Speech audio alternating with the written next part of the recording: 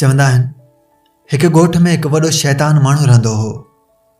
सॼे ॻोठ में शैतानगिरियूं करे सॼे राज खे वेढ़ाए माण्हू माराए कुटराए ॿधराए सॼे ॻोठ खे रतो रत करे छॾियो हुआईं।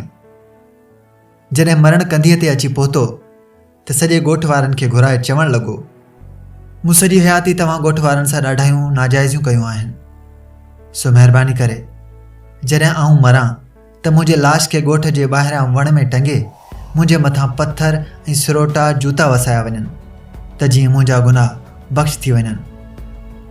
जेॾी महिल मरी वियो त ॻोठ वारनि वसियत मुताबिक़ हमराह जो लाश टंगे अची पत्थर सिरोटा जूता वसाया।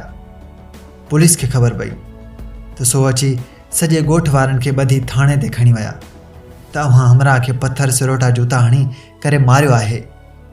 ॻोठ वारनि में हिकु दाना शख़्स हो, चवणु लॻो त निभागो मरंदे मरी वियो पर शैतानगिरी खां न मुड़ियो। सो असांजे मुआशिरे में बि कुझु अहिड़ा फ़र्द आहिनि जंहिंजूं हरकतूं ॾिसी शैतान बि लॼी थींदो हूंदो।